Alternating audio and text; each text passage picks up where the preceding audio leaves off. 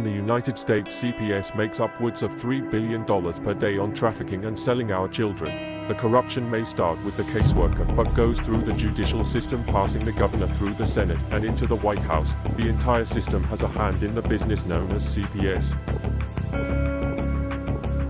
Our children are stolen every minute of a 24-hour day.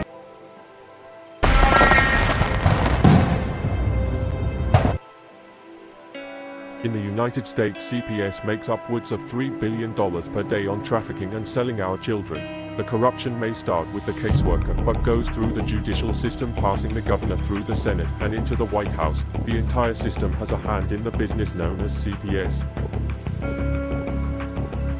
Our children are stolen every minute of a 24-hour day. They are being robbed of their innocence, their trust, their happiness. As parents, we are isolated and betrayed by a government we trust. States are balancing budgets on kids' lives. Only 12% of the kids taken will be reunified. Title IV funding is being riveted with fraud.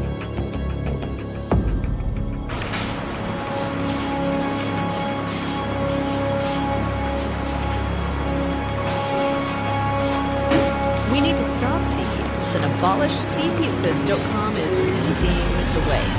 Join us.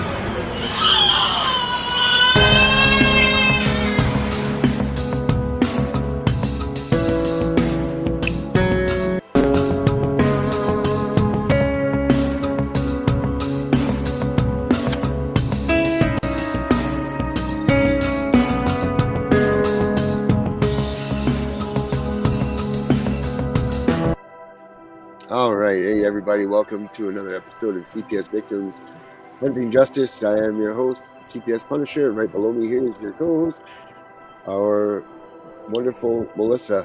Hey, Melissa, we got a chat right over here.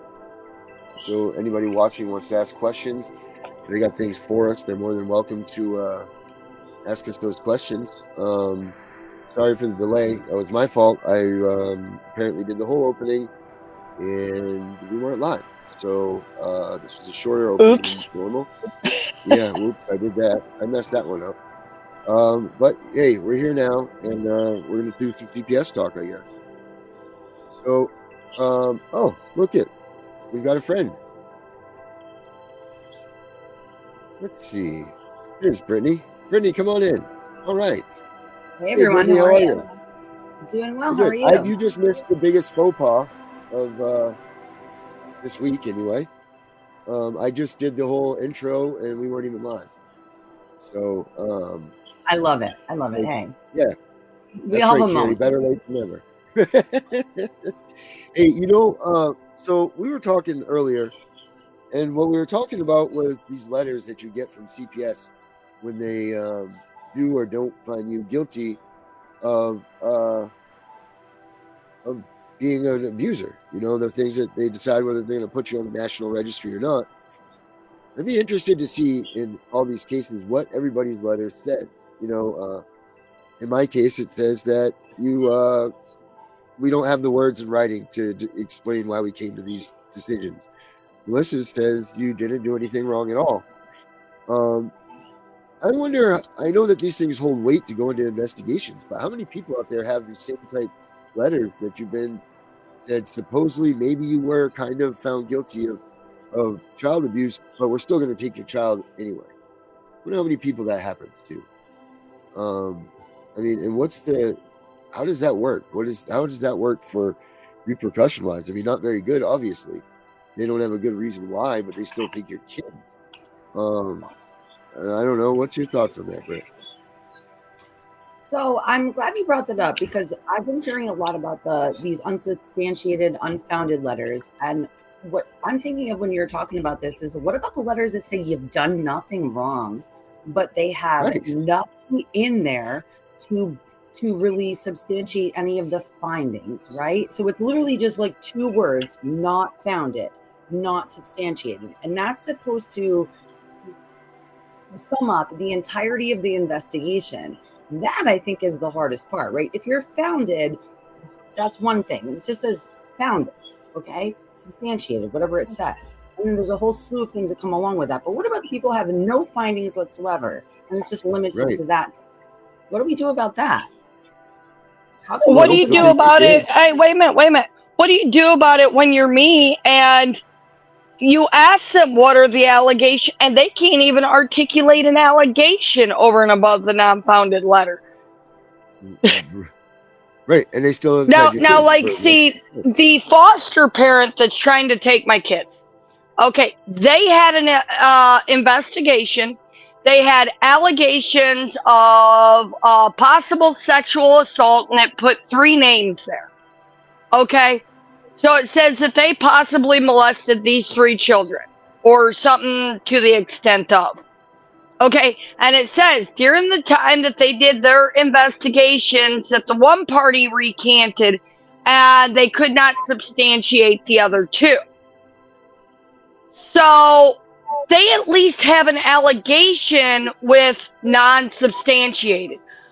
I don't even have an allegation.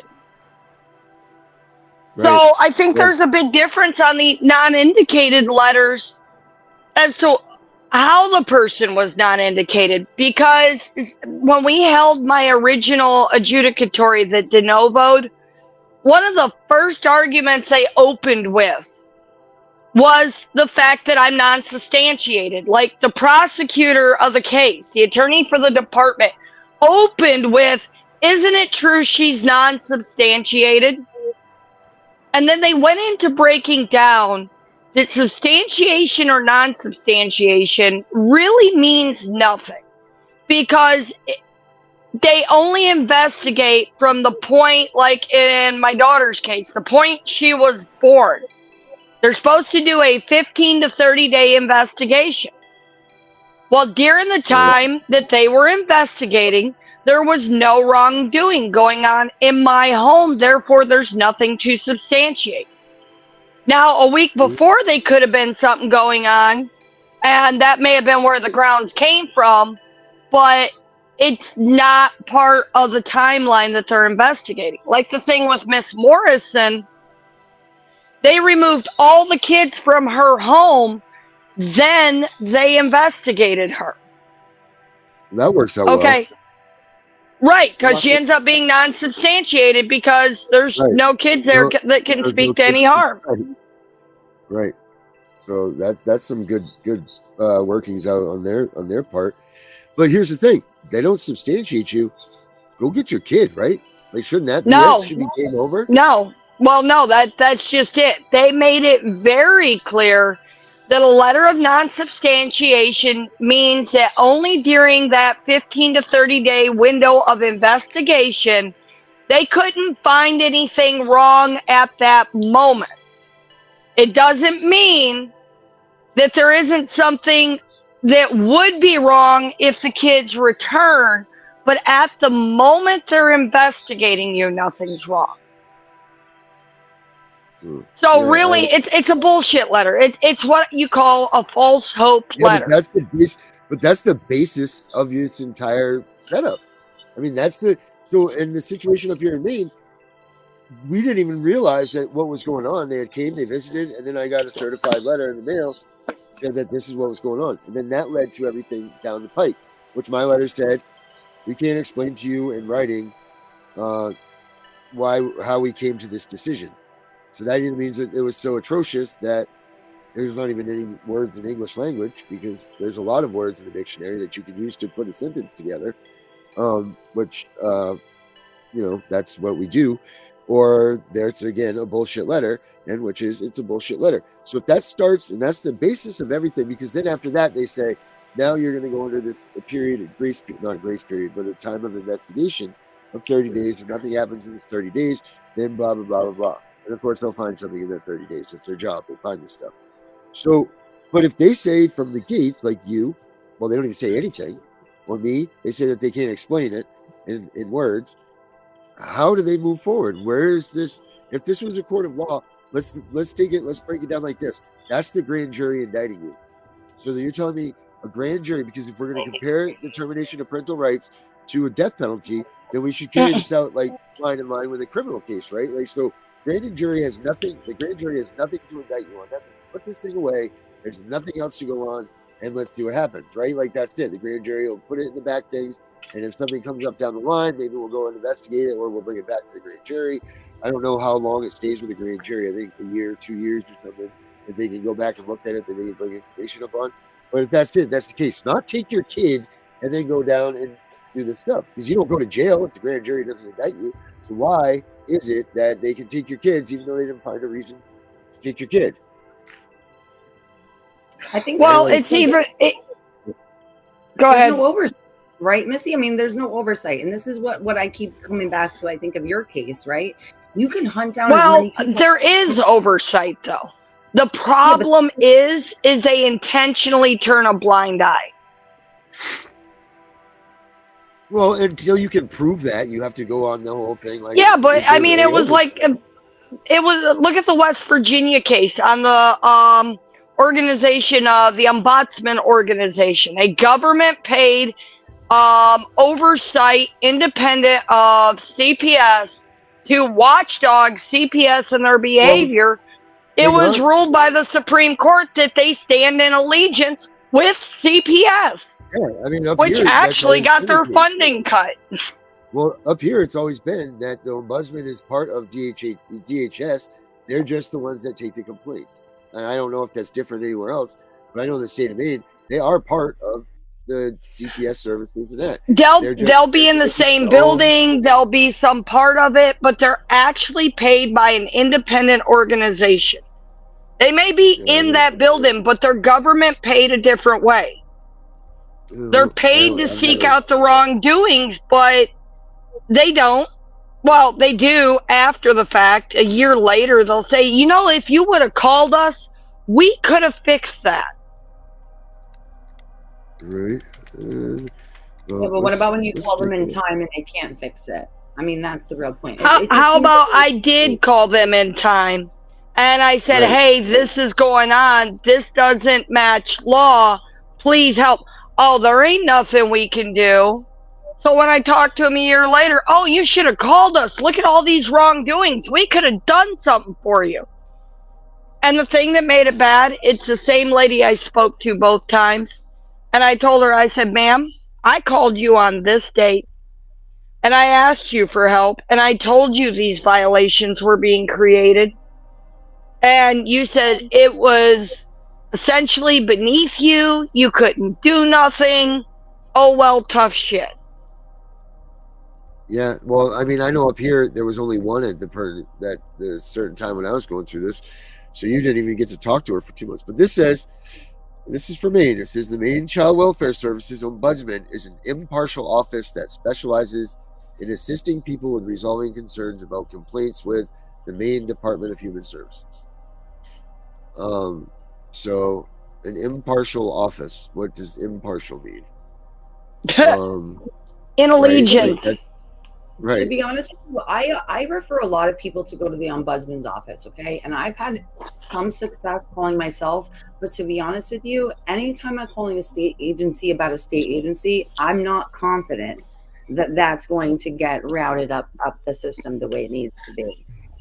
But honestly, this is actually an interesting point. If you can't go to the ombudsman, where do you go? Darren, Missy, I'm turning to you. Where do you go if you can't go there? Well, you have to go to the oversight committee, which is your legislators. I mean, that's where you should go, but they're going to tell you that they can't deal with it, that they can't have anything to do with it. They only write the laws, they can't enforce them, and they throw it back. So you again, and that's only if they'll even answer you, because there is that, because they don't, you know, you're because all of this goes back to what the laws say and what the statutes are and all of this stuff, because someone writes those. And those things that are being written are by the elected officials. But yet, I think that they have a sense of empowerment, that they don't have to answer to you, or maybe they just don't want to. But then they'll come out and they'll write this report that says, hey, Darren, everything that you said, and you had, you know, like you said this was wrong, and this is wrong, and this is wrong. Well, we have this report here that says that, but it doesn't help you any. You bring that into court, court doesn't care. So how can that be, right? That the overseers of the way that the laws are supposed to be put into place and how they're supposed to work, that doesn't have any weight in the courtroom. Like, that makes no sense. So now we're allowing a judge to assume what the law is supposed to be and meant to be. See, this checks and balance doesn't work. That's the whole thing here. None of this Especially works. when you rely on judicial discretion, because that's kind of an endless option in itself. And then when you add best interest of the child, which is an opinion-based thing, to judicial discretion, you have given the judge the ultimate power to be God. Which they do. We went over that last night, you know. So really, and there's very little questioning when it goes to the appellate court. There's very few things that can overturn, under the Court of Appeals. because we know that those judges are not going to go. Right. But when you go to the Court of Appeals, it's not about one judge going against the other. Almost every appeal that goes to the Court of Appeals has the same argument. Ineffective assistance of court-appointed attorney. Okay? Right. That is the number one thing on an appeal. Now, here's what people don't understand. Ineffective assistance of a court-appointed attorney or even a retained attorney is not grounds for an appeal in a civil matter. Only in a criminal matter, punish in excess of 10 years. If you have a civil matter, ineffective assistance does not work. The most that ineffective assistance will buy you is a Rule 77 where you say, Your Honor, my judge is shit. They forgot to file this last week. Can I file it? And that's about a 30-day extension. That's it. Those things don't even account for ineffective counsel. Those aren't even in account. If they make it, I know, but it's not a grounds for anything. It's not a grounds to overturn your trial. It's not a grounds to win your appeal. It's not an error of the court. It's a malpractice. You might get away with suing the guy if you have like a case like mine where there's really nothing against you. Therefore, the difference between a good attorney and a bad attorney is the kid's coming home. I would have grounds to sue one under malpractice arguments. But I have no grounds. No matter how horrible this person is. They can miss court dates. They can whatever. It ain't going to make any difference. Ineffective assistance is not allowed on appeal. It is not an appealable item. Yeah, what I'll say on that is this is real quick, is that like you can raise these arguments on appeal, but what Missy's saying is they're not going to get your kids home. Okay, these are things that can color the court's opinion of your case, but it's not going to win the meat and potatoes of your case. Just like Missy said, if anything, you might win some money off a malpractice suit. That's pretty hard though. Okay, so yeah, ineffective assistance is not going to get you anywhere here, except if you're trying to win money from a lawyer or their insurance company for a malpractice suit. I'm looking, yeah. I mean, it's just, so if that's the only thing in the appeal, then you're dead in the water, is pretty much what the whole thing here. I'm trying to look this up to see what there is on here, but well, I think this brings a good argument. This brings a good topic here of like, what do you need to set the record for appeal, right? Because if you're just appealing on basis of your attorney sucks, you probably so me and the federal attorney had this conversation earlier. Since he was standing next to me in court this morning, and he talked to me his whole ride home.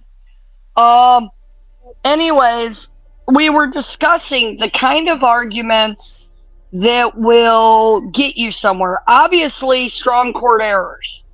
But the ability to find ways to preserve the arguments of where they have failed in reunification services. Whether you're quoting ASPA or you do a constitutional challenge, or as Yancey says, you do a motion to return child, where you get to clarify the record. So you put all kinds of things in there that you'll get to use going into your trial. These are the things that, will hold up in an appeal. And the problem is every case is chocked full of violations on the department's part. And even if you don't argue the physical words due process violation, you still got to make the argument for the procedures they didn't qualify for. And we as parents looked at by the courts as a bunch of idiots sitting in a courtroom. We don't get the option to make that argument. We have to rely on a court-appointed attorney who is going to focus on trying to hammer home some irrelevant point. So by the time we get to where we can appeal, the record is too vague to have a good appeal. And the biggest thing that will get a kid home on appeal is a parent willing to stand up and fight in the court, because no one knows the case better than you. I agree with that, but again, like we always say, if your lawyers haven't set forth any of that stuff to go into that appeal, you're dead in the water. Do it yourself. Right. Well, that's the thing, and that's only if they're going to allow you to do it yourself. That's the other thing that you run into. Not necessarily, because what Melissa and I have actually been advising clients recently is like, the lawyer doesn't work for you. And listen, with an attorney background, Melissa says to me, the lawyer doesn't work for you. I'm sorry, you don't work for the lawyer. The lawyer works for you. That's the key, right? So the lawyer, whether or not they're going to let you do it on your own, you have the right to do it on your own. And I think. Well, I'm talking about the courts, because the courts might deny you if you try to remove your counsel.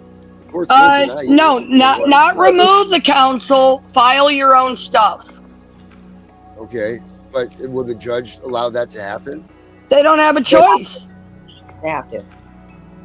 And if they don't, then I think that's an appealable issue. If you can't, as your own litigant in your own case, and Melissa, pipe in on this, if they don't allow you to file your own stuff, then that's a problem in and of itself. Okay, whether you get rid of your counsel or not, it's your case. I just, in a different manner, the other day, I just filed some paperwork for someone else, and their attorney came back and hit me with a big no that you can't, and this person filed as their own, and they said, look, typically this is how it's done. The counsel files the stuff. It don't matter if it's typical, okay? A ineffective counsel, you as a parent have a right to file. There's case law all over supporting it. I have filed where an attorney wouldn't in Maine. I did it all over Miss Andrews' case. I filed 7 motions, and the attorney had to stand up and argue them when they went into the next hearing. Yeah, well, so then the question is how do you get your attorney to follow suit with that? Let us know what state you're in. We'll print up the case law. We'll send it to you. Wave it in front of his face and tell him to sit down and shut the hell up. Well, I don't know if that's quite the way of doing it, but what's he going to do? Withdraw? I mean, if you're dealing with a bad attorney, let him freaking withdraw. But there's still like the respect and the right of the court and the image that the court upholds in that. Okay, but isn't there the right of your child? Agreed. The right of your family? I agree with that 100%. But I mean, saying to go in there and like wave it in their faces and sit the fuck down is honestly, there's a lot of attorneys that may not know that a client has a right to file over and above because they're so stuck on their education and their degree and their ego. That I agree with. So waving case law in their face is not a bad argument. I think there's a way to do it too. Like, it depends. Your relationship with the attorney, whether they're court appointed or retained, right? You might want to keep them on as a vessel to use them in whatever way you can. And you may just want to go to them and say, hey, I know I have the right to do this. I'm going to make your job easier. I'm going to file my own stuff, and I'm going to let you know what's going on. Remember, the attorney has an ego, right? So however you can cater to their ego and say, I'm going to make this easier for you, whatever it is. If they're not listening to you, fuck them. Shove the case law in their face and say, what are you going to do about it? You're going to withdraw? At the end of the day, I do think it's worth trying to cooperate. And if your attorney gives you the cold shoulder... Well, and here's the thing. You can't be filing stupid shit. Because a judge doesn't want to hear a heartfelt, oh my God, they're depriving me. Because here's the thing, the whole case ain't about you at all. It is about those kids. It is about the best interest of those kids. That judge wants to know that you accept responsibility for what you've done wrong, that you see what you've done wrong, that you are making steps to fix what you've done wrong, and that you have been cooperative with the processes to prove that you will try to arrange your life to not do it again. These are the things the judge needs to see to say, okay, maybe you could be in the best interest. But again, this goes back to these substantiation excuses that they give us. They're not telling the families on X date it was alleged that you were high sitting over on blah, blah, blah street. Can you disprove this? Okay, you disproved it, and now all of a sudden they don't want to give you kids back. So having a clear picture of the case is the best first start. Then there's ways to clean up the record moving forward. And cleaning up the record, when you go into a big hearing, if you have some really good documents on record, when you go into that next big hearing, trust me, you don't have to worry whether your attorney read that document or not. They will be confronted with it, and they will be questioned on it, and they will have to defend it, because that is the document on your behalf. The attorney has to defend your document. So again, you don't want to be filing stupid shit. What about case law in the district courts in that first round? Why do they not use case law there? Why is case law not used as a precedent in the district courts? Why do they wait till the appeals? Like, they don't use it as anything, drive anything home in those original court cases. If you bring those into a district hearing, they just kind of look at it and okay, whatever. But why is that? The sad thing is that at that level, I mean, we're talking about the trial court, right? So they're seeing a ton of cases, and they're supposed to be upholding the precedent law, but they're not. They're just kind of going with the flow. What are the caseworkers telling me? What's the department telling me? And they're just going with it. That's why we're always talking about laying a record down for appeal. Because on appeal, that's when the law really matters. I think that's what we're saying. Right. Go ahead, Melissa. Well, and to second that one, this is a for instance that occurred in my case. Okay, when the guardian, the lying, cheating witch that she is, when she wrote her motion to quash because she didn't want to testify, she quoted a case law, but she wrote it to say the absolute opposite of what the case law says. Okay, and she wrote like a 4-page document. We wrote a 5-page response where we had to correct the case law she quoted and quote it verbatim and put the whole thing in there so that we clarified it to the judge. The biggest problem in the trial court versus appellate court is the trial court has 20 of you in a day. The appellate court has 1. The appellate court will only give a ruling on 1 to 10 cases in a week. The trial court will give a ruling on 10 cases in a day. Yeah, and I think what you're bringing out, Melissa, too, is that at the trial court level, if someone is citing case law in your face, go read it. Double check to make sure that what they're citing in opposition of you is actually what that case says. Because what we've been finding is even guardian ad litem, right? Officers of the court, attorneys, they're all officers of the court, are misquoting. Lie out their ass. Yeah, exactly. Straight up lying. That's why we say at the appellate level, you have judges who actually understand the law, who know what their job is. And if if someone's misquoting case law and you come back and you say, oh, that's a misquotation, guess what? The judge is going to go look up the case themselves, read it for themselves, interpret it themselves, and understand what it really means. But with the trial court, I mean, in the appellate court, it's even more than that, because the panel of 3 judges has about 15 to 20 clerks. And those clerks are broke down into teams. And the transcripts, each judge has his own team of clerks.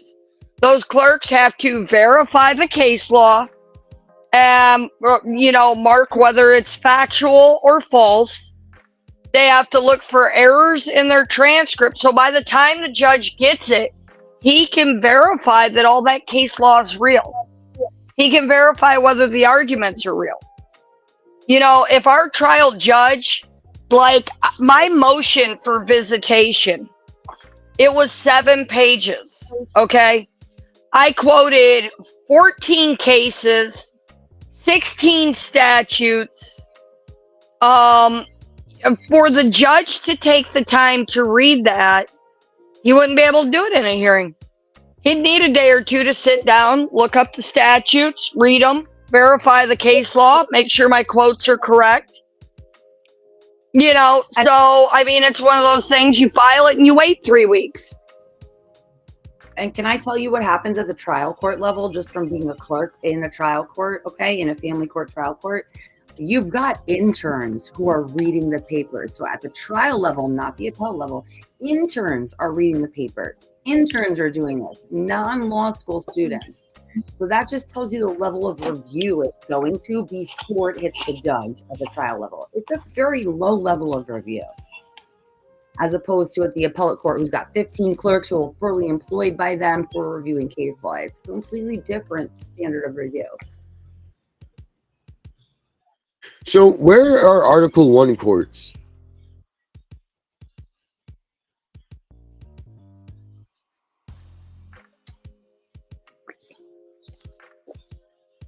Do we know? Laird, there he is. Here's my buddy Gene. Do we know that? Do we have an answer for that? Where are Article 1 courts? I think ain't that usually the superior courts? Laird, do you know where Article 1 courts are?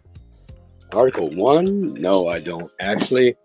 But what I do know is the only law of the land is the U.S. Supreme Court. Supposed to be. So it says this. It says Congress created several Article 1 or legislative courts that do not have full judicial power.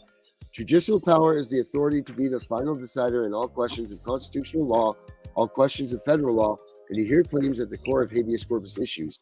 Article 1 courts are the U.S. Court of Appeals for Veterans Claims, U.S. Court of Appeals for the Armed Forces, U.S. Tax Court. Now, that I can help you with. Are you noticing the accountability? You notice the accountability of taking of a person's body from the courts? As if a claim of debt has occurred. Oh, that's your constitutional servitude. No crime without time, basically, is what it works out to be. But that would mean these aren't criminal courts, they're taxation courts. Or the penalty courts, correct. I mean, if you went by common law, we know half these things aren't even crimes. Well, that's the thing. Without a victim, you don't have a crime. Social services can't contract to a child because they're underage. You cannot contract with an underage individual because they're unknowledgeable, unintelligent. That's why you've got to contract with the parent. Hey, Laird, what do you think of imminent danger? Imminent danger. Imminent danger would mean there's a bomb or something there, and it is going to go off. Imminent would be the fact that it is going to occur. And we're going to need what? Not the possibility of, but will. Well, right. And we got to have services, right? Well, fire trucks, it kind of all depends. And police cars. Well, here, let me help you with that one. Pretty much what an imminent danger situation would entail, right? Kind of, sort of. But have you noticed specialty groups are even better off, and a small man group is even better than anything because they can move fast. Right, but I'm just saying, in terms of imminent danger, it would be some ungodly thing is getting ready to take place, and this is what we're basing on taking kids as imminent danger, and imminent just would have to mean some sort of destruction, death, massive thing that's going to happen, but yet they're taking kids based on that word. You know, like Well, in my kids Alabama, it means breathing air. right? Being alive. Yeah, I was saying earlier, would like mean they this need means his death, airplane. dismemberment, or dismemberment. Right? Death or dismemberment can't be reconfigured to be the same way. Even sexual assault, I think, is too far to go imminent danger, because how do you prove that that's about to happen? Right? Death or dismemberment, I think, is the only thing that can come up to that level. Yeah. California included rape in theirs. Well, here's my Rape question. and I think she's sexual actually assault. very correct. I think she's correct because Right. in a hostage situation is imminent danger. It's a provable event. Right. You know that someone's going to be there's a situation at hand that could, but that's that crystal ball effect. That's what DHS uses too. That hey, this might happen. This person has drugs. Their kids might have drugs somewhere down the line. You know, like, and you can't do that either. That's not right to do either. You know, like, because you know what, my defense in that is the caseworker could take that kid out of your house and get hit by a car crossing the street, and then there you go. We didn't see that coming, did we? You know, but you just caused the death of my child. So how come they can't do these things that they're doing? They can't look forward in the future and say this is going to happen, because you never know. You know, you just don't know. So Hey, saying that it's Hey, imminent Darren, is, can I bring up something? yeah, Can I bring something up that seems very how people seem to be overlooking? yes, Okay, please do. let's think about social services. Let's consider this. One, if you're going to FBI, CIA, or any Department of Justice or enforcement section, sociology will be is a mandated curriculum that you must have within your dossier, basically. Right. Right. They have to Think study about this when- stuff. Yeah, these people are going to claim that any harm against them will detriment their employment. Well, that's the other thing too, is threatening of caseworkers. They get away with that so easily, doing that stuff. You know, they get restraining Right. orders. Restraining orders are brought on us. There's all of these things that they're allowed to do because these terms are so loose. They're not determining what's going on here, and they're able to take these loose terms where we couldn't do that. We couldn't call up and say, "Hey, that caseworker said this," because how come them threatening to take my kid isn't that threat warranted of getting a restraining order? If they're sitting there saying, "Hey, if you don't do this, I'm taking your kid." Well, how come you're supposed to protect your that's kid as a kidnapping. parent? Why can't you use that? Well, think about this. When they throw you in jail, basically your judge is acting as your slave master. Well, that's the other part of all this. That's definitely the other part of all this, is how they say that you can't control your kid as a person or as a piece of property, but yet they can do that to you and to them. Right. But remember that part I've told you about continuing education, universities? Well, did you hear Okay. what Josie said last week? No, I didn't. She said that in Canada now, if what was it, 5 times, Melissa? If their kid gets a complaint 5 times of their actions at school, Yes, they're cited by- and they're starting that in Tennessee now too. They just put something in, and the parents in these schools are cheering. Yay! We're gonna have people to help with the delinquency and the truancy. And now it's a 3-strike rule in Nashville, Tennessee. National Action Network has been fighting to shut it down. Yeah, so in Canada and now Let me ask you a Tennessee, question. Has if you anybody get considered so many of those things, CPS comes in the school and now they deal with your problems. You're automatically handed over CPS jurisdiction to your child. and your CPS are already in school too already, especially with the That's it. counselor. We've plus always a lot of talked about teachers. that. That's the end game. Once they infiltrate Right, the but schools, that's here's- it. Yes. Has anybody sued the principal and superintendents yet? For allowing this to come into the schools. Well, I'm sorry. When I do business with a business, that business has a registered legal address where it cannot move from. You can't pick a school up and move it. But that is the business I'm doing business with. Okay. Now, Yeah. I'm entrusting the trust situation, so it's the trust violation of security of the principal and the principal superintendent to take care of our children in this time. We give that authority. That's why they used to be able to do capital corporal punishment. Yeah, but Oh, you're in the going to have to schools. sue the Board of Education that way, right? You're not talking about suing the principal or the guidance counselors So I'm talking individually. about suing them directly. I'm talking about suing the individual directly for failure of their business and to maintain its security and promise. Well, how are you going to get out of them acting in the scope? Listen, I'm all for it. I'm just playing devil's advocate here, right? So, like, I totally respect what you're saying. So, like, how are we going to get out of them acting within the scope of their employment? We have to get to something that individual did outside the scope, right? Well, what I'm getting at here, in fact, is if I'm doing business with one business, say the school is where I've got signed up and I do the applications and for my children to go to. I have not given the officers or in that business any authority to call another service into business upon my child, because that's a secondary legal registered address and not his business. So technically he's violating your HIPAA and your Data Privacy Acts right there. Them kids are not to be identified in a school by anybody, not even to a cop. Because you've given the authorization for the principal to handle your business with your kids, not someone else. Well, that's the point. He's not handling his business. If he's calling somebody else, he can't do his damn job. We need to get somebody in that will do the job. It's passing the buck is what that is. That's exactly what that is. And now when you stack two businesses against the person, you're stacking community against them, you're targeting them by that breach of data and information, which is not supposed to be sent to any other business. You didn't authorize. Right. So now CPS has access to all your files, and you didn't even have to realize this. CPS walks in, they're part of your school. That school, you just think the principal is running the show there, and that's it. Lo and behold, you find out Johnny's got, this person that's just a person to them is a CPS agent that now has every bit of information that principal has. And you didn't even know that as a parent.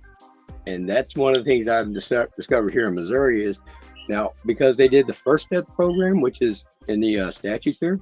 Now, in the First Step program, it states only the physician can start a CPS case.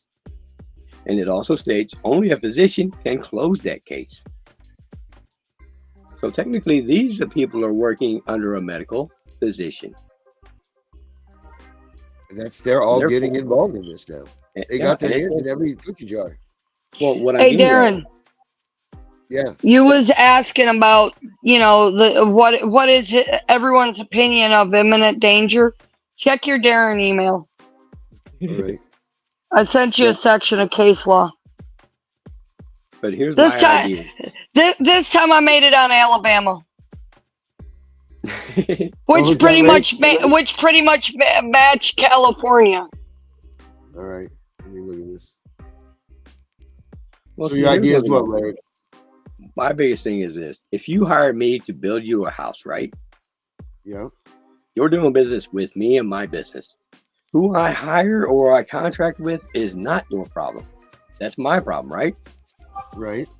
Because I'm the head contractor. And hence you should never receive a bill from any of them people or any involvement with them. Their job is to involve me as the general contractor. Correct. Okay, so why would these people be billing you, servicing you, everything else? I mean, you didn't call these people, just like at school when he calls the officers or juvenile. I didn't call you people. You don't even need to talk to me. You were contracted by that fool. Right. So they're stacking like that against you. It's like me, it's undue taxation, legal investigation, invasion of privacy. But the stacking of the services is what's hitting you by empowerment, by numbers. But when you work into the bonds of all these people, okay, the bond states you have to sue each and individual business individually. But you've also got an incorporation where the administrator said of a grievance policy, which proves it's an incorporation. Okay, their contracts aren't with you. The contracts are with that company. That gives them no right to pass your information. But that does prove that they're an incorporated entity in the attack of you. Or there's the federal immunity clause. Anything that's over 8% and above is under OSHA, and therefore it is a corporation or incorporation, all acting as one unit. Okay, now you're divided. These people are pretending they're not together, and they're billing in. Even the courts are all acting as one thing. They are all contracted together. That's what people seem to forget. But you must sue them individually. Yep. I mean, that's just the truth behind it. But just like when I'm building your house, you don't deal with any of them other contractors because that's my job. That's what you hired me to do. That's your elected official. Right. You're And like- somehow CPS is putting themselves into all of these places that you're supposed to have faith in all of these other people, whether it's your church, whether it's the Sunday school, whether it's the hospital, whether it's any of these things. Well, they're Well, don't even you know, realize just like the letter, if you get a letter from Montgomery, which is where our head office of CPS is here in the state, when you receive a letter and they define who they are, they tell you in this state that they are not a government organization, that they are an organization hired to enforce the policies and procedures laid out by the state legislation. Well, they're not even a state. Okay, let me tell you how I worked a case here a while back, okay? I walked into it was state of Missouri versus Laird. Okay, I walked into the courthouse. I said, Mr. Prosecutor, where's your client? I have the right to face my accuser, point blank. My accuser has to bring his ass to the courtroom. The state don't exist, it can't come to the courtroom. The county don't exist, it can't come to the courtroom. None of these people can come to the courtroom. There's nobody over there. So I pulled the attorney rule. Attorneys, you are required to have a living, paying client, which means a real person. Your Honor, the prosecutor's in fraud right here on the fact he's engaging without a client. You are required to dismiss this case. And she dismissed it because it is fraud right there. Otherwise, any action of business is required to go through a damage claims courtroom. Now, that means they need a pay agreement contract before they can engage that courtroom too. Now, these are all businesses. They're required to go to a damage courtroom, damage claims, because they're claiming their damage by loss of pay for services. Now, I deal with the Federal Trade Commission for this one rule. It deals in products and services. Ma'am, guys, we've never been given any service. The cop pulls you over for a headlight out. He didn't get you a headlight. He didn't put it in. No, but he gave you a bill for the service he didn't give you. And then you're going to that courtroom because he's wanting his payment. That's a claim service. Ain't that what that is? Now, your children is the same thing. They're claiming to give service to your child. I'm sorry, doctor. Here's my thing. You create the separation of parent and child. You have created undue harm. And I'm sorry, I'm coming for your fucking business license, as well as your medical career. You want my child? I want your fucking life. Because I mean, point blank, you took my life. That is my child.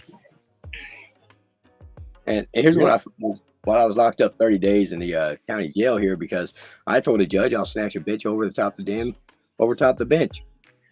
Well, let's think about this. As a lawyer, I'm required to notarize or have 3 witnesses to every motion I put in. Hey, judge, you're sitting so high up on the bench, none of us can see you sign a thing, and we know you didn't sign nothing. So, judge, you can't be above the rule. You will also require notarization and 3 witnesses, which you do not have for any order. Therefore, all orders are void. There's your boy Abenito again. There it is. The judge is not powerful. The judge is an opinion. That's all they are. Presented by what's presented to them. That's an opinion. They don't have no power, man. It's kind of like your city administration. You know, when they're raising their bills up on you and whatever percentage. Well, here's my thing. If the city went into the city council meeting and said, no, I have a better idea. Let's cut all the chiefs off. Either you take a pay cut or you take a firing. I don't care which, but I bet we can figure these bills out just like that. And them bills will start to come down. And then when you discover your community under the Department of Justice is tax exempt, and you come look at all these receipts they're taxing you on. I'm sorry, that's tax evasion. But wow, they just gouged you in the prices too, because all that taxes they're charging you is going right in their pocket because they're tax exempt. Laird, how are these CPS agents taking money? How are they making money? They're using Title 4 defund, which goes to all these little guys here on the floor, on the county, city, whatever. What they're doing is they're claiming of services to protect your child. I'm sorry, the family is a service. That's the problem. But then they put it up to the state Supreme Court for a request of funding from the pay drawer out of the pay money of revenue in the state. I've got the other states, Mississippi, or one of the other ones, their pay drawer out payout. It's a business claim. Now, I mean, it's purchase orders, it's payouts. It's, yeah, just like that. Just like one big business. Because the state's acting as a bank. My biggest thing, I'll just be real with you. 2002, they came after me for criminal non-support. I called the IRS, and I've reported to the IRS. I have a third-party action of debt collections and criminal charging of me, and by the state of Missouri. They're like, you are correct, sir. Yeah, because party 1 and party 2 is the parties of contract. Party 3 would be the state acting as a debt collector, which means they purchased your debt. You don't owe a debt of child support because the state bought it. They're debt collectors. That's all they're working as. And when they buy debt, your debt's paid. That's why they defeated the criminal non-support and everything else. And it's like the criminal non-support says, food, lodging, and clothing. Well, here's the problem with that. That's child support. But spousal support is property and money. Now, what is your city, county, state all coming for but money? They're claiming a debt for the claim of money to take your body or take your house, take your children, your kid. I'll be honest with you, from the U.S. Treasury, the taking your child is an action of debt collection. And that's a fact. Your only answer will come from the Treasury units, because they're the only ones that have the master keys to everything here. Because they got the money. Well, they are the bank that they're all drawing off of. Them liens are pledging in state because they go through the recorder of deeds to place a lien against your family's estates, which means we're working in probate court. You don't see that over there in your court cases, do you? Well, that's actually the role of it right there. This is probate. Maine used to use probate. Yeah, They just recently. I just tried to claim that too when they did that, and they shot me down for that too, because I called that one because they're supposed to handle all of these termination of parental rights. The district court didn't have any jurisdiction on it, but somehow the Supreme Court of Maine said I was wrong, even though I gave them all the information. You need the birth certificate, Darren. That's all you need. The bottom of the birth certificate says, here, I've got one. Let me grab it. And I'll just read it directly to you. Okay. And I just went rounds with the hospital about this. At the bottom of the birth certificate says Department of Health and Senior Services. So when you're applying for something from Senior Services, that must be a death record, right? I would guess, or it's your old record. Yeah, well, I would assume that's where your death comes in. For your birth certificate. Okay. Department of Health and Senior Services. That says it right on your birth certificate? It says it right there. Department of Health and Senior Services? Yes. And in its Department of Vitals and Statistics. Well, when you're taking vitals statistically, isn't that to check the health? Yeah, actually it is. Your vital signs, right? Yeah. Yeah, you got it. And what? Yeah. But these look like death certificates, my friend. They turned your dead body into money and owing of debt to basically your creation of child. When they take your kid, how do they get that? How does that money come about? Well, if you're dead, think about it. They're coming off the estate of your family. That's why the only thing that they're allowed to do once they terminate your parental rights is they're still allowed to get the inheritance. There you go. You got it. That's it. That's the one thing that you still, when they terminate your parental rights, the one thing that your child is still able to collect from you is the inheritance. And see, now by the possession of your child, they're stealing your inheritances, everything. Okay, a friend of mine, her mom was murdered, okay, by a family member. And I explained it to her like this. And this is where you're going to begin to understand it. Under wills and estates and probate law is the only empowerment of an attorney, any attorney, okay, who the hell they are.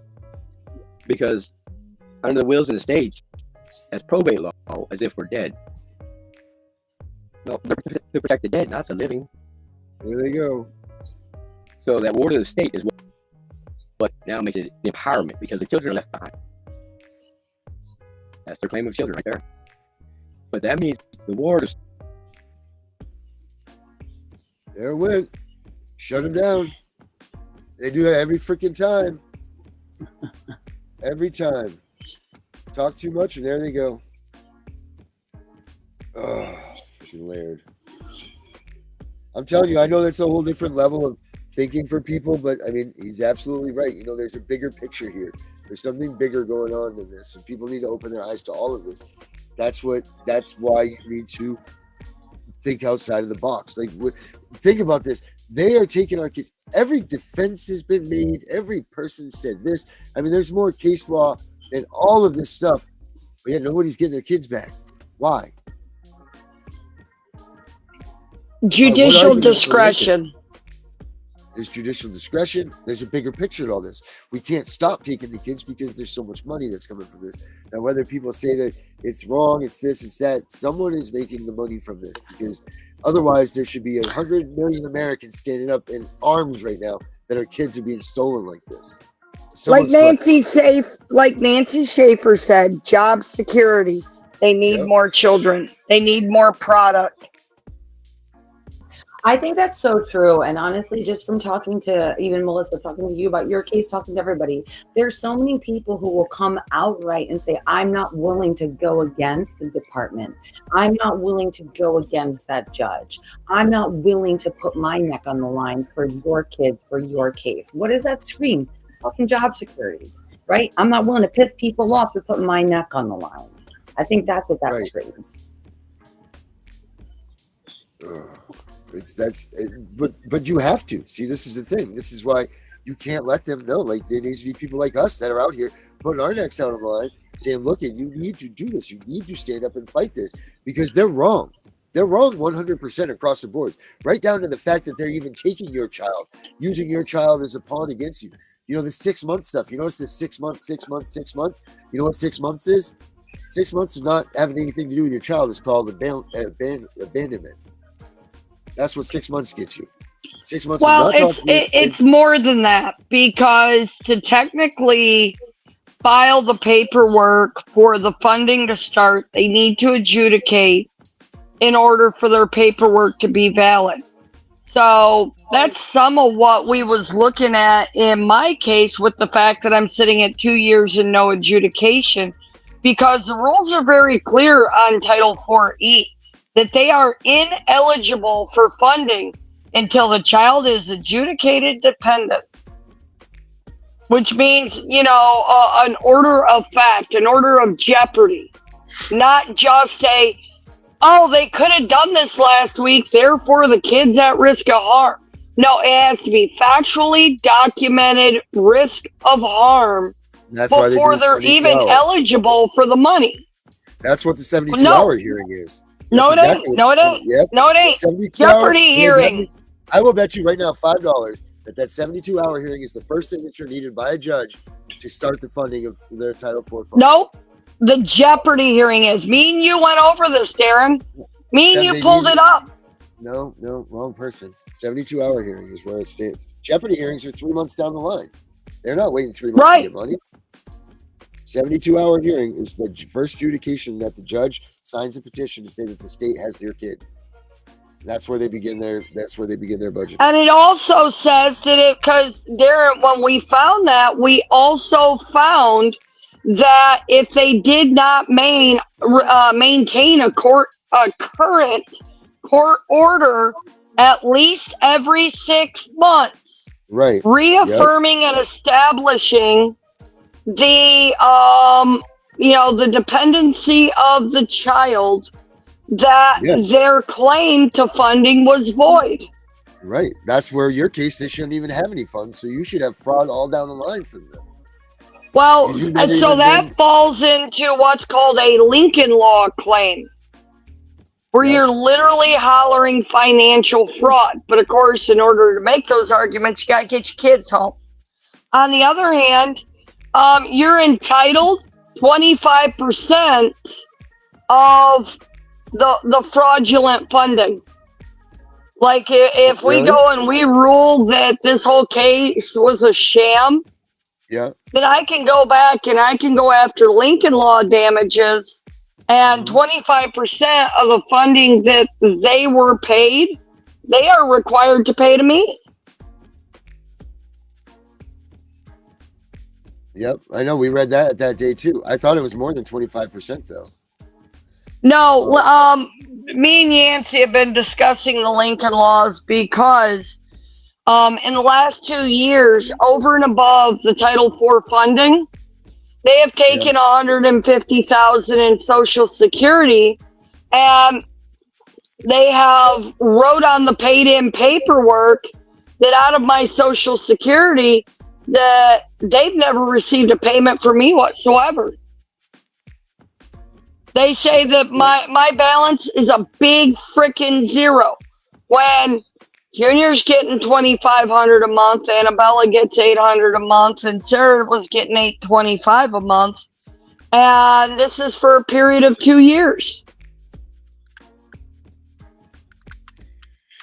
Yep. It's freaking, my internet keeps bouncing out too. It's crazy. So I was just pulling up that. So bottom line is this, it's about the money. And if they're not meeting those guidelines for the money, they should be returning. I think that's the problem with your case, Melissa, is they don't know how to extract the money that they're supposedly already have stolen. So they can't give you your kids back because they can't get the money, right?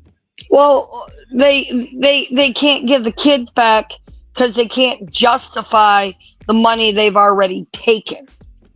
And that's why I was talking to Leanne about the forms to have them audited for Title IV fraud. Yeah. And I think that's really good arguments because, you know, Title IV fraud is, I think, a relevant argument. You know, because I've tried, everyone says, oh, go to the DOJ under, you know, discrimination. Take your arguments here, take your arguments there. Shit, the DOJ sent me to the FBI, who wrote a recommendation for prosecution to the state attorney general, who then sent it over to the Judicial Commission, to the chief of the Judicial Commission. And you know what it got me? Jack fucking shit. A pretty letter with the state attorney general's name on it. Yeah, you got the autograph of the attorney general. Hey, Larry says this. I can't click on him for some reason. It won't let me bring him in, but he says, the power of the creator is... Oh, there you go. You got it. There you go. All right, there you go, Larry. You're in. Ryan, go for it. Finish reading it, brother. You got this. It says, the power of the creator is living person. We created our children, and by constitution, we also created the government jobs. Therefore, we are the employers, and they are the employees, called public servants. And that's it. That's the bottom line of all this. Yeah, that's the truth right there. But our servants have gone in tyranny and rebellion against us, overthrowing it, defaming us, and discrediting us in order to take over our country, basically. And they have. That's CPS is the last straw. CPS is the end game in the schools. That's it. It's the end game.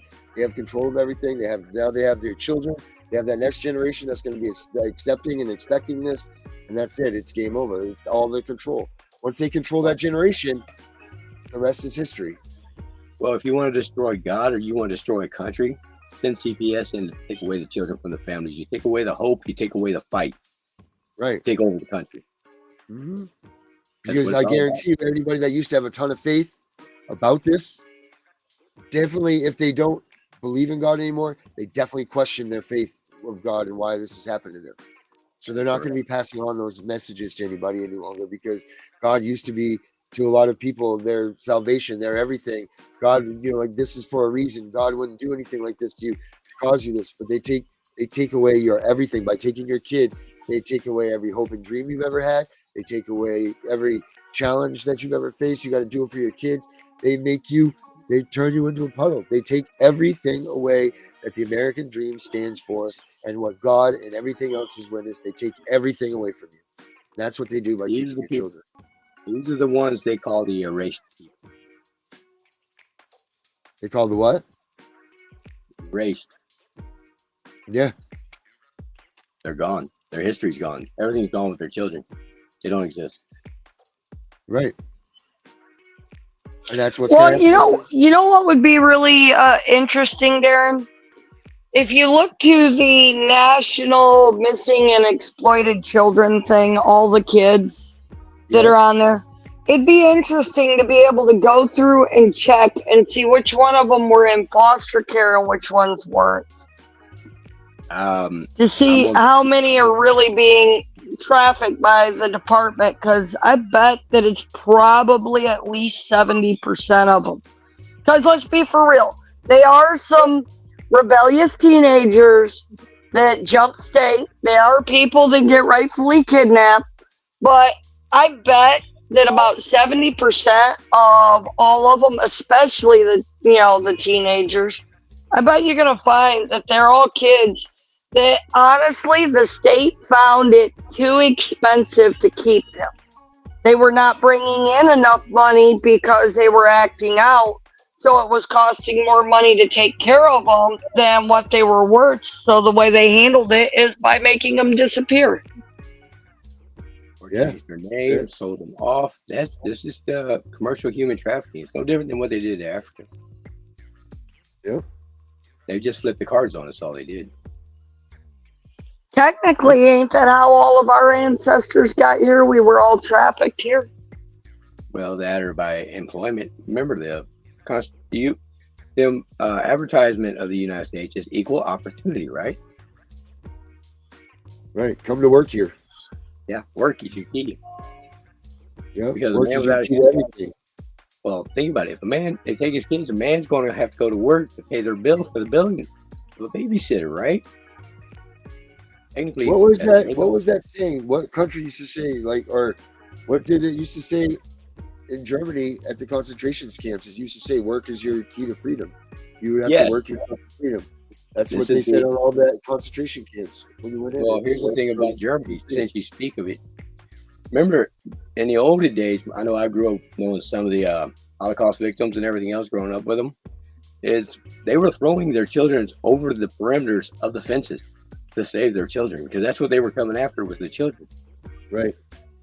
Yep. And then they were literally throwing kids over the barbed wire fences to save them. And they sought the ultimate race. They wanted the blonde-haired, blue-eyed kids. Jeez, where have we heard that before? Right. Right. Just on our own CPS want list, you know? Well, take a look at all them kids that's missing. Yeah, that's exactly it. And That's exactly here's the it. thing about them numbers you see on them Walmart flyers.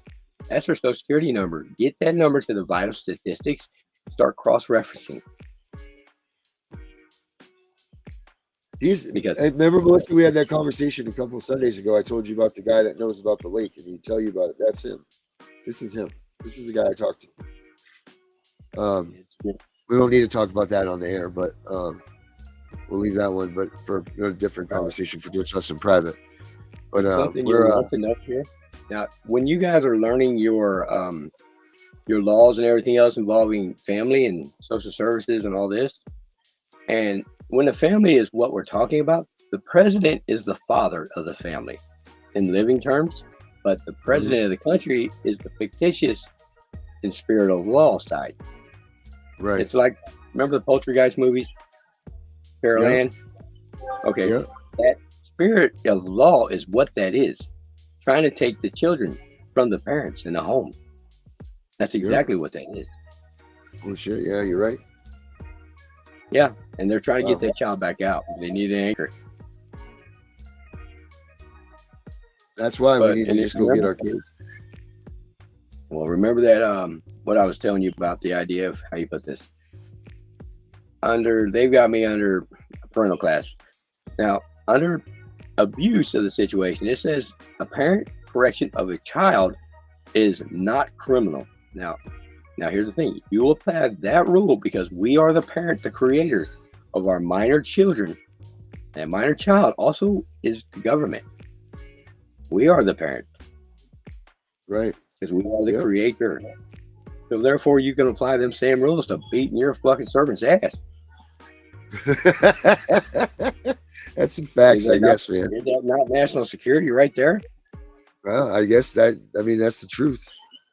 I mean, That you is see the more and more of truth. these people come out with these police videos saying, like, look at these cops, these cops are, people are putting these police in check. Like, whoa, you're not coming up here just demanding my ID from me. You don't get to just come up Right. here and ask this. So, people are waking up to this stuff. Well, we are the creator. We are the law-abiding citizen. We are the law and authority. They are the servant. Yeah, and we need to make They're sure paying that people. education. So if they take a prosecutor and they're pushing their education of writing charges and The prosecutor is the legal authority, the actual attorney who's supposed to be able to tell what's good and what's bad, and then take it to a courtroom if it's legal. Now that plays a whole different card because that means under education, we can write the charge. Play the same game. Right, We use can their write the own charge things against- against them. Yeah, we Because can all write they're the doing same is using the statutes that we wrote to keep them in line. They flipped Yeah. them around and made it back to us. It's the same thing. Statutes aren't correct. made for us. That's made for them to keep them in line with the government. Not We for are us. under Constitution. They're under statutory. Right. And they're perverting the law and molesting it. Yep. And they That's are the acting fact, as man. they are our child, our creation, our child minor. That's the parent minor rule right there. That's why your family cases we're talking about are so important. They are the national security and defense of life, home, and country. That's the point right there. That's what everybody forgot, is what the family law really was. To protect life, home, and property under the insurance value. Right. With everything going to a fictitious number. That's the it. true thing. You can't destroy fiction because fiction don't exist. But real people are liable to damage. And we can be harmed by loss of employment, ability to feed our kids, loss of our children. Look at the cops. They throw you in jail to make you lose your job. They throw you court cases to keep so you can't go to work, to create you unemployed. Yep. Yeah. They claim you can't pay your debts. Right. And then they take your kid. They take your kid, and you end up living in a tent city because you've lost all hope. You've lost your job. It's the same thing. It's that same ricket. Because no one can work full time and go through what they have you go through, not mentally or physically. There's no way. You turn into the stress. Look at I'm thankful that the ADA now has covered the fact that when your kid's taken by CPS, that they now will defend you just like your kid was kidnapped. Because finally they're realizing that the trauma that you go through as a parent, just going through this with CPS, is the same, if not worse. Well, the trauma of a kidnapped victim is I can't hold the parents of the child responsible if they kill that person. I cannot hold them responsible because they're under parentis locus at that time. Their mind has been altered, the loss of their child. They are insane. Yeah, that's the truth. That's That's a good way to wrap it up right there. That's exactly how we're going to wrap that one. Well, here's the other one. How come the number of prisons match the number of military bases? Because they cut the balls off the men in this country. If you're going to defend your life, your home, your family, your country, your children, you're going to prison, son. Yeah. That can't be a nation. No, sir. That's the problem right there. Oh, we're in big trouble.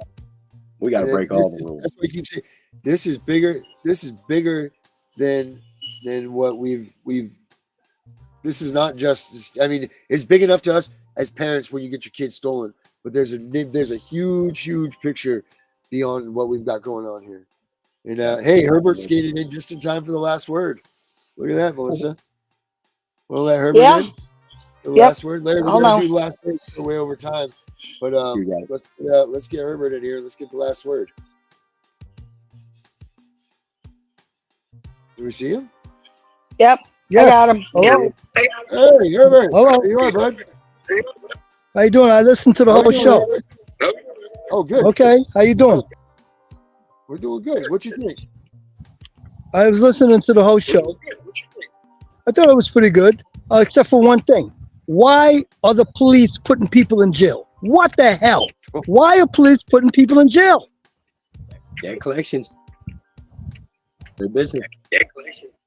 I'm asking you, guess. Yeah, I know. I'm asking you, sir. Go ahead, why are the police? Why is Herbert putting somebody in jail? Why? Because the jail makes $342 a day off every day a person's in jail under funding. Okay, that's a good answer. But it has nothing to do with the guy that walks into Walmart that fills up the basket with items and walks out the front door, right? Has nothing to do with that. Well, they happen to catch that. But and if you go back to the days of common law, unless there's an injured party, there's no crime. No, I'm saying the person walks into a store, a hardware store, walks out with half the hardware store, and the guy that's trying to make a living. Right. That calls the Hey, police. Herbert, you're breaking up really bad.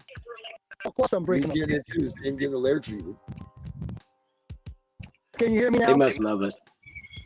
No, can you hear me now? Well, here's the thing, Herbert. What it really boils down to, where are they making money on locking up someone who owes unpaid child support? Because child support is subsidized under the Title IV funding. Yeah. No, not E. It's either D or C. It's the other one. I was just But looking at it too. it is incentivized 70 cents on the dollar, okay, that they make for being the debt collector of this debt. Okay. So them being the debt collector, they're getting paid to keep you on the street working. So why do they want to lock you up for what is it, one day for every $15-$20 whatever owed? It's because they make almost $300 a day for every day you are incarcerated, and it's a victimless crime because no one's really actually suffering there except for the wallet of the courts. And the I person agree in with jail- you. And it's not the police that's doing that, it's the courts. Right. Don't shoot the messenger is pretty much what you're saying, That's Herbert. what I'm saying. Ever since George Right. Floyd, a lot of police departments, you know what they did? They said, look, I'm getting a paycheck, so why do I need to run out because there's a fight in a bar? Let them kill themselves. We'll just go pick up the pieces. Yep, because they work for the insurance company. No, Right, they Well, gotta wait a get paid minute. That's anyway. what they tell you in jail. No. If you're in jail and you have a seizure, they say, well, if you die, then we'll send you to the hospital. no, that's a Pretty much. different department. Sounds like That's overtime. the corrections department. I deal with the police department. Right. What Herbert's saying is don't shoot the messenger. The cops aren't the ones that are doing this. They're being ordered to do this stuff. So what you do Right. Take out So the what you cat. is you change the system. You change the order. In other words, if you blow a stop sign, we cannot stop you for that because the law says you're allowed to blow a stop sign. That's okay. If you're speeding down the highway, there's a law that says you're allowed to speed. So I'm not going to stop you. Go speeding. Enjoy yourself. Right. Change the freaking law. Then you don't have the police coming after you. If you stop fighting Yeah. in front of your children, a domestic in front of your children, CPS is not going to get involved because the kid's not going to go to school and tell the teacher, oh, my mommy and daddy, they're fighting last night and I got upset. That's why I didn't do my Right. homework. Right. But when you were growing up, you probably took a licking from your mama, right? Sure, but the laws were different then. They changed the laws. So Right. you got to change the laws so we change enforcement. We're nothing more But than how do we revert back to what? How do you revert back? you have to Prove it change, you have to unconstitutional. change laws. And until you change the law, the little boy that witnesses his parents fighting at home is going to tell school teacher. The school teacher is going to tell CPS. CPS, yeah. And then CPS is going to go and investigate. You invited CPS No, into your I home agree. because you were fighting with your wife in front of your child, which got your child upset. So Like the I bottom said, we line- got this thing is way bigger. Like I said, this thing is way bigger than just CPS taking. Yes, it. Rich said it right. but the bottom Children line, tell stories. the bottom line is who's the victim? The kids are the victim. The children are the victim. Correct. Not the adults. The children are the victim. Right. That's also whose court And cases they these want are. to know why are they being taken away from their mommy and daddy? They think they did something wrong. Correct. You're absolutely correct. Realize, whether I put you in foster care or prison ain't no different. I'm separating you from your family. Yeah, but why did that Under your happen? authority. Why were you separated from the family? Well, that's the big question here. The Because question I know is, you my were kid's been fighting. crossed. The question is, you were fighting with your wife and beating up your wife in front of your child, which upset your child, who went to school and told the school teacher. Well, that goes back to suing that principal for not maintaining his business or my privacy. That's the principal Because is reacting to technically, the principal is reacting to the child who's upset in school. So they got forced into that mandated reporting crap. So now you just like Eric said, you just set the system up. Call CPS. Your parents never argued in front of you. You know what? If you went to school when you were a kid and you were spouting off in your business, that teacher said, "Son, you better shut your mouth before you come to school and talk about your family like that." That's correct. That's what exactly. But that was then. This is now a mandatory reporting. Right. You're absolutely right. So the point is that we put CPS in this power position. Now we need to take them out. So that's why I say abolish CPS. Well, here's an idea for you. Because you realize CPS is working under a corporation and incorporated entity, which means the corpse, the spirit thereof. But all these parties and businesses are working together. But my problem is this. I, the living person, it's like you always need a victim to a crime and a signed complaint. I under the partnership, we're actually protected under immunity clause of partnership. One can't tell on the other because otherwise we're both guilty. But the partnership has that immunity clause because that signed complaint is what will empower the dead, the corporation and incorporation. But without that victim signed complaint, that makes the investigation illegal, that makes the prosecution illegal, that makes taking the kids illegal. Systemic evidence under the poisonous doctrine treaty, as the original point of evidence must be fraud and bad evidence obtained. Therefore, all evidence following must therefore also be in fraud or bad. Because the poisonous doctrine tree states if it's poisonous, then all the rest is poison. So good, can't be used. That's the simplicity of it. Yeah. All right, guys, we're going to continue this one on and on and on. So I'm going to call it. You guys, thank you for coming in. Tonight's been a good show. We're going to have you back later for sure. But we're all here. We're all here fighting CPS. I'm a CPS Punisher. We're all out of here. All right, later, brother.